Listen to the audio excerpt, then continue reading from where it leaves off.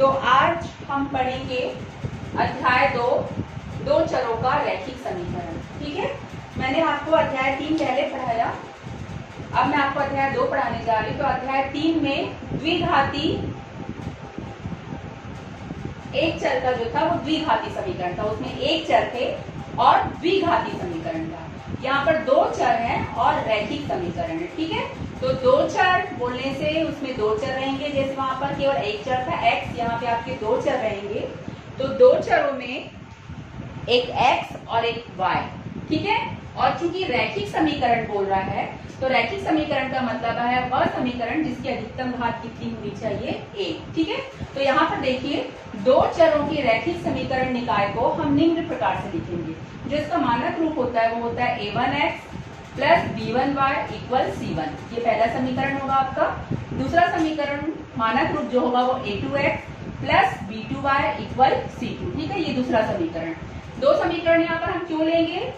जब तक हमारे पास 2 समीकरण नहीं होगा तब तक हमारा सवाल हल नहीं होगा। ठीक है, यदि हमको केवल एक समीकरण दे देता है तो यहाँ पर हमारे पास 2 अचर पद हो जाते हैं, और यदि 2 अचर पद हमारे पास हैं, 2 अज्ञात राशियां हमारे पास है, तो हम किसी भी अज्ञात राशि का मान नहीं निकाल सकते। तो इसके लिए हमारे पास 2 समीकरण होने चाहिए और इन दोनों समीकरण को हल करके हम x और y का मान निकालेंगे। ठीक है, उदाहरण में बता दे रही हूँ। जैसे उदाहरण के रूप में हम लेते हैं 2x प्लस 3y इक्वल 5 और 3x प्लस 8y इक्वल 9। तो जब हम तुलना करेंगे तो जो a1 की वैल्यू होगी वो होगी 2। a1 इक्वल 2, मतलब a1 बराबर 2, b1 इक्वल 3, तो यहाँ हम लिखेंगे 3, c1 इक्वल 5। ठीक है, c1 किससे तुलना कर रहे हैं? 5 से। वैसे a2 किसके बराबर होगा? 3 के। b2 किसके बराबर होगा? 8 के।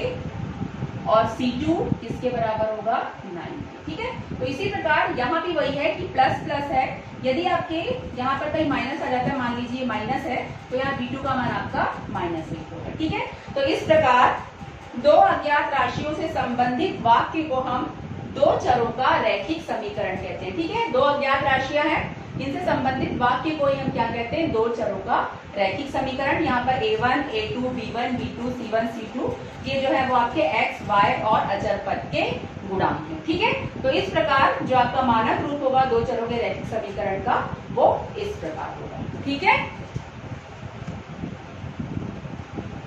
अब देखिए यहाँ समीकरण जो हम पढ़ रहे हैं रैखिक समीकरण 2 चरों का, उसको हल करने की आपके पास 2 विधियां हैं, एक आलेखी विधि और एक बीजी विधि। ठीक है, तो आलेखी विधि सिंगल है, आलेखी विधि आज मैं बताऊंगी आपको। तो आलेखी विधि और बीजी विधि, और बीजी विधियों में 3 विधियां हैं, एक प्रतिस्थापन, विलोपन और वज्रगुणन। ठीक है, तो ये 4 प्रकार के जो आपके समीकरण को हल करने की विधियां हैं 2 चरों का रैखिक समीकरण। आप किसी भी विधि से समीकरण को हल कर सकते हैं और सभी विधियों से जो हल प्राप्त होगा आपको वो समान होगा, केवल इसके नियम और इसकी विधियां जो है वो अलग अलग होगी, पर जो आंसर आएगा आपको सेम आएगा। तो मैं आपको चारों विधियां समझाऊंगी, जिस विधि से आपको सरल लगेगा उस विधि से आप समीकरण को हल कर सकते हैं। ठीक है, पर परीक्षा में ये बोला गया कि विलोपन विधि से हल कीजिए तो आपको विलोपन से ही करना पड़ेगा। ये बोला गया कि आलेखी विधि से हल कीजिए तो आपको आलेखी से ही हल करना पड़ेगा। पर यदि केवल समीकरण का हल ज्ञात करने बोल रहा है तो आपको जो भी विधि सरल लगे आप उस विधि से कर सकते हैं। ठीक है, तो आज हम जो है वो आलेखी विधि पढ़ेंगे। तो आलेखी विधि में देखिए किस प्रकार से हल किया जाता है। ठीक है, तो प्रश्नावली 1 में ही प्रश्न दूसरा है। प्रश्नावली 1 से मैं प्रश्न दूसरे का पहला सवाल ले रही हूँ। इसके पहले क्योंकि मैंने आप लोगों को अप्रैल में पढ़ाया था तो आप लोग इन सवालों को हल करके दिखा चुके हैं, पर मैं फिर से एक बार क्लियर कर दे रही हूँ ताकि आप लोगों को और अच्छे से समझ में आ जाए। जो नए बच्चे उस समय नहीं पढ़े थे वो इस समय पढ़ रहे। ठीक है, क्लियर हो जाएगा, मैं जब समझाऊंगी तो आप लोगों को अच्छे से क्लियर हो जाएगा। तो यहाँ पर देखिए आपके पास 2 समीकरण दिए गए, 3x प्लस 2y इक्वल -12 और x माइनस 1 प्लस 1 इक्वल 0। तो यहाँ से बोल रहा है कि हमको x और y का क्या ज्ञात करना है?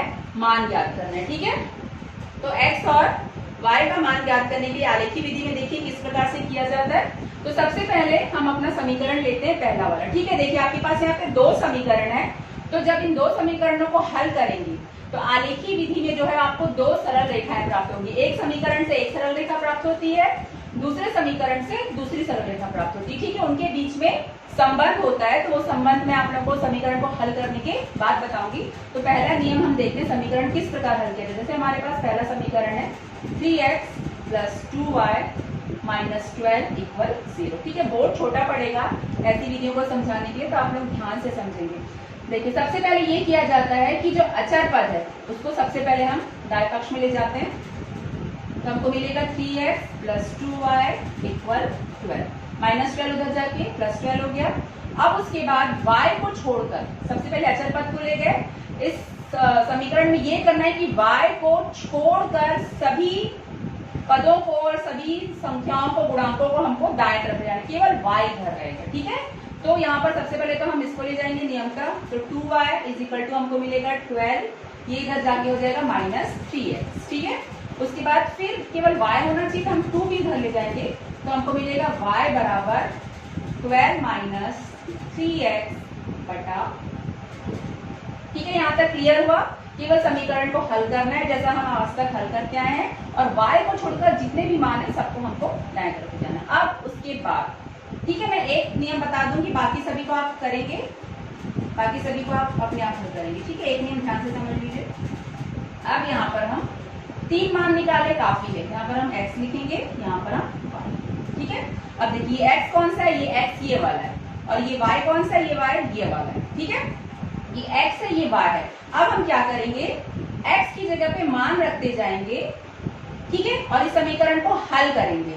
तो y की जो वैल्यू आएगी वो यहाँ पर, x का जो मान रखेंगे हम वो यहाँ पर रखेंगे, और उसको हल करने के बाद y की जो वैल्यू आएगी उसको हम यहाँ पर रखेंगे। तो x की जगह पे आप कोई भी मान रख सकते हैं, ऐसा कोई जरूरी नहीं है कि जो मैं बता रही वही मान रखें। आपको जो मान सही लगता है, जो ऐसा लगता है कि इसको रखने से सवाल इजीली, ये y का मान इजीली आता है, उसको रखिए। तो जैसे मैं सबसे पहले यहाँ पर x का मान 0 रख रही हूँ। ठीक है, एक मैं हल करके दिखाती हूँ। यहाँ पर x का मान मैं 0 रख रही हूँ, तो मैंने यहाँ पे 0 लिखा। ठीक, तो x का मान यदि हम 0 रख रहे हैं, क्योंकि मुझे ऐसा लग रहा है कि वहाँ 0 रखने से वो सवाल इजीली हल होगा, तो यहाँ पर मैं x का मान जो है वो 0 रख रही हूँ। ठीक है, तो देखिए इस समीकरण को हल कीजिए, मैं यहाँ पे हल करके दिखाती हूँ आपको। y = 12 - 3, x की जगह पे मैंने रखा 0 बटा 2। ठीक है, तो आया y = 12, 3 में 0 गुणा किए तो 0 आया बटा 2, तो y = 12 बटा 2, मतलब y का मान कितना है बेटा 6। तो यहाँ पर मैंने y का मान लिख दिया। ठीक है, समझ आया। इसी प्रकार आप अपने यहाँ से, जैसे y का मान लो मैंने यहाँ पे x का मान 1 रखा, तो ये 3 एकम 3 हुआ।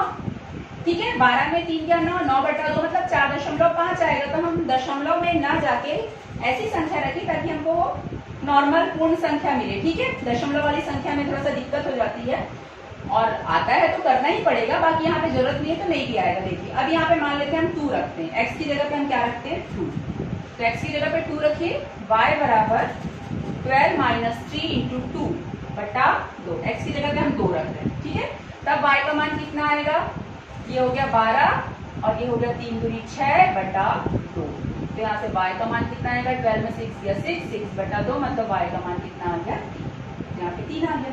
इसी प्रकार यदि मैं यहाँ पर x का मान 4 रखती हूँ, यहाँ पर मैं x का मान रखती हूँ 4, यहाँ पर भी मैंने लिखा 4, तो ये हो जाएगा 3 चौक 12, यहाँ पर आ जाएगा 12 में 12 गया 0, और 0 में 2 कम हो गया 0, मतलब यहाँ पर आ जाएगा 0। इतना समझ आया।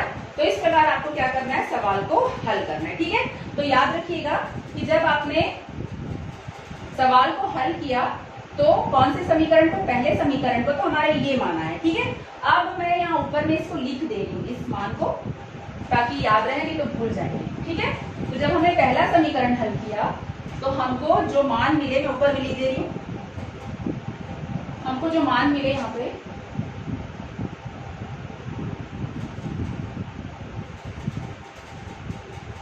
x y, 0 रखा तो 6 मिला, 2 रखा तो 3 मिला, और 4 रखा तो 0।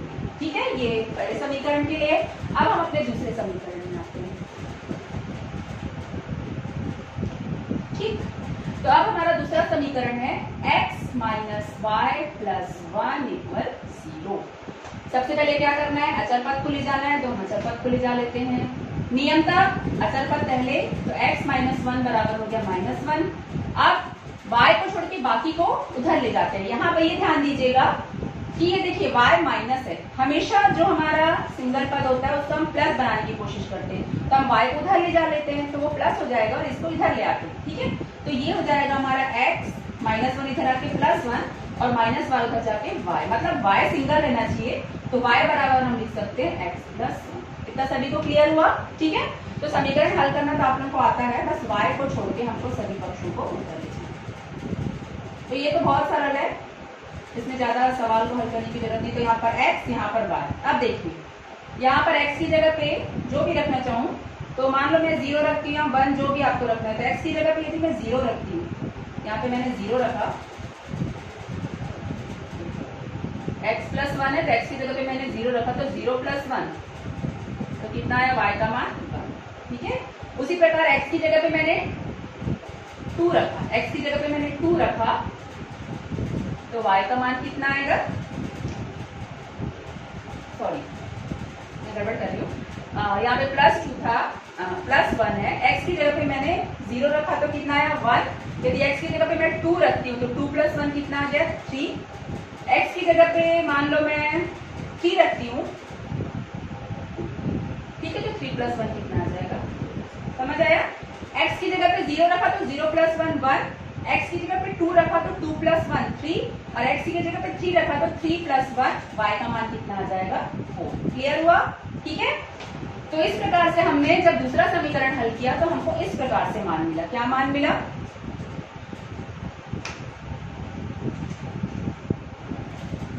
अब देखिए जो मान आया मैंने ऊपर में वहां पे लिख दिया है। देखिए जो हमारा पहला समीकरण उसके x और y के मान ये है, जो हमारा दूसरा समीकरण है उसके x और y के मान वहां पर है।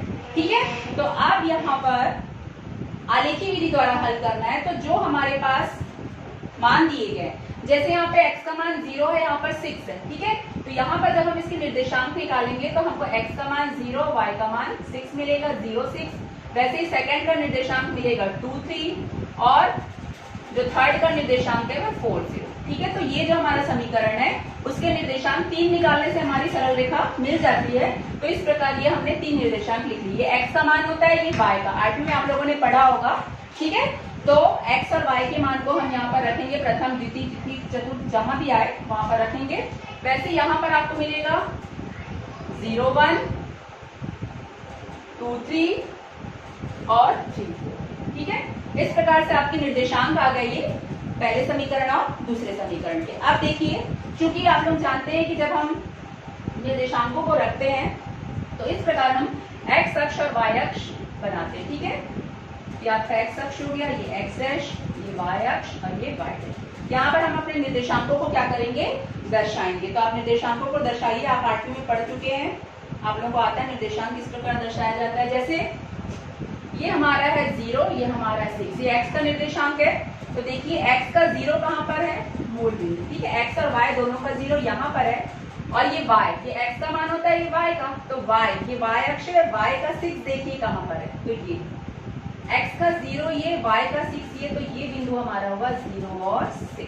ठीक है, उसी प्रकार ये 2 और 3, x का 2, ये x अक्ष है इसका 2, और ये y अक्ष है इसका 3, ये दोनों मिलेंगे यहाँ पर जाके। ठीक है, अब ये मेरा बोर्ड है, एकदम नपा तुला तो नहीं है, जैसा मुझे समझ में आ रहा है आप लोगों को समझा रही हूँ, जैसा बनेगा तो थोड़ा बहुत ऊपर नीचे हो सकता है। ठीक है, अब x अक्ष का 4 और y अक्ष का ये 0, ये y अक्ष का 0 है और ये x अक्ष का 4 है, तो ये आपका होगा, यहाँ पे लिख दीजिए 2 3 और ये हो गया 4 0। ठीक है, ये आप लोगों को यदि नहीं समझ में आता तो आप लोग मेरे को बोलेंगे कि मैडम ये हमको नहीं आता, तो मैं आप लोगों को समझाऊंगी। ठीक है, तो इस प्रकार ये 0 6 ये आपके निर्देशांक हो गए बिंदु।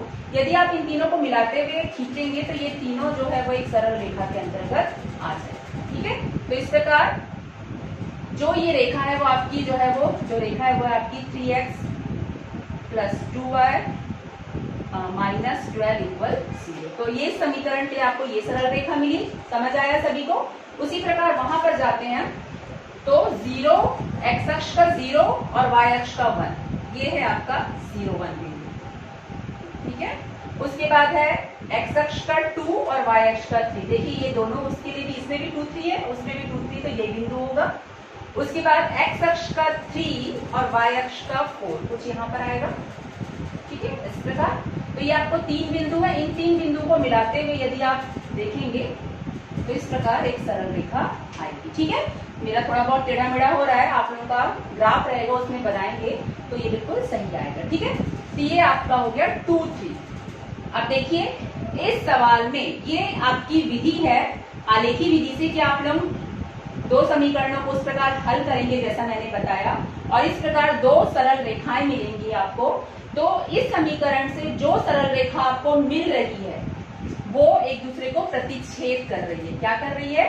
प्रतिच्छेद कर रही है। और किस बिंदु पर कर रही है? 2 और 3 पर। अब ये 2 क्या है? x की वैल्यू है, और 3 क्या है?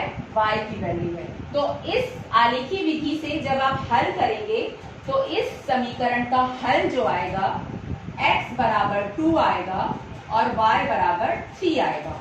और ये हल उसी कंडीशन पर आएगा जब दो रेखाएं एक दूसरे को प्रतिच्छेद करेंगी, ठीक है। इसी प्रकार आप लोग जब सवाल बनाएंगे तो आप लोगों को 3 कंडीशन मिलेगी। पहली कंडीशन मिलेगी कि सरल रेखाएं एक दूसरे को, जैसे आपके पास दो समीकरण रहेंगे और उनको हल करोगे आलेखी विधि से, जैसा कि मैंने आपको बताया, तो आपके पास 3 कंडीशन आएगी। पहली कंडीशन आएगी कि दोनों रेखाएं एक दूसरे को प्रतिच्छेद कर रही हैं, ठीक है, तब आपको x और y की वैल्यू मिलेगी। दूसरी कंडीशन आएगी कि दोनों रेखाएं से पैरेलल जा रही हैं। कैसे जा रही हैं? पैरेलल जा रही हैं, ठीक है, वो एक दूसरे को प्रतिच्छेद नहीं करेंगे। आप लोग अपने सवालों को और हल करेंगे तो आपको दोनों रेखाएं से पैरेलल जाएंगी। तो यहाँ पर चूंकि वो एक दूसरे को काट नहीं रही हैं, कहीं पर भी नहीं काट रही हैं, तो वहां पर आपको x और y की वैल्यू नहीं मिलेगी, क्योंकि जब दोनों एक दूसरे को काट ही नहीं रही है तो वैल्यू, तो यहाँ पर आपका कोई भी हल नहीं होगा। यहाँ पर आपका फर्स्ट में एक अद्वितीय हल होगा, सेकंड में पैरेलल जा रही हैं तो आपका कोई भी हल नहीं होगा, और थर्ड कंडीशन आपको मिलेगी कि दोनों रेखाएं एक दूसरे के ऊपर हैं। दोनों रेखाएं कैसी हैं? एक दूसरे के ऊपर हैं। तो यहाँ पर आपको बहुत सारे हल मिलेंगे, x और y के अनगिनत हल मिलेंगे, ठीक है। तो किस कंडीशन में आपको सवाल हल करना है? जब रेखाएं प्रतिच्छेदी हो, जब रेखाएं एक दूसरे को काटती हैं तभी आपको क्या होगा? हल प्राप्त होगा। क्लियर हुआ? सवालों को इसी प्रकार हल करना है जैसे मैंने आपको बताया। 3 कंडीशन आएंगी, प्रतिच्छेदी रेखा की, पैरेलल रेखा की और संपाती रेखा की, जो एक दूसरे के ऊपर संपाती है, मतलब दोनों का हल बिल्कुल सेम आएगा। तो इस प्रकार आप आलेखी विधि से सवालों को हल करेंगे, ठीक है। देखिए यहाँ पर जब आप आलेखी विधि से सवाल को हल करेंगे तो आपकी 3 परिस्थितियां बनेंगी, ठीक है। पहली परिस्थिति बनेगी कि रेखाएं एक दूसरे को प्रतिच्छेद करेंगी, ठीक है, उस प्रकार से मतलब एक दूसरे को काटेंगी, तब यहाँ पर एक अद्वितीय हल प्राप्त होगा। इस कंडीशन को आप लोग ध्यान रखेंगे, ठीक है, क्योंकि इससे रिलेटेड आगे सवाल बनेगा। एक अद्वितीय हल प्राप्त होगा। अद्वितीय हल प्राप्त होगा मतलब x और y के कुछ न कुछ मान मिलेंगे, ठीक है। दूसरी कंडीशन आपकी बनेगी, समीकरण हल करेंगे तो दोनों रेखाएं पैरेलल समांतर होंगी, तो यहाँ पर कोई भी हल नहीं होगा। तो उस सवाल को तो आपको हल करना ही नहीं होगा, क्योंकि कोई भी हल है ही नहीं, तो हम सवाल को हल करके करेंगे क्या? तो यहाँ पर कोई भी हल नहीं होगा, ठीक है। जब रेखाएं पैरेलल है हमको कोई पॉइंट ही नहीं मिलेगा दोनों रेखाओं के लिए, मतलब कोई भी हल नहीं होगा। तीसरी कंडीशन मिलेगी, रेखाएं एक दूसरे के संपाती होंगी। संपाती मतलब एक दूसरे के ऊपर होंगी। यहाँ पर हमको अनंतता अनेक हल मिलेंगे। इन तीनों पॉइंटों को आप अनंतता अनेक हल प्राप्त होंगे, ठीक है।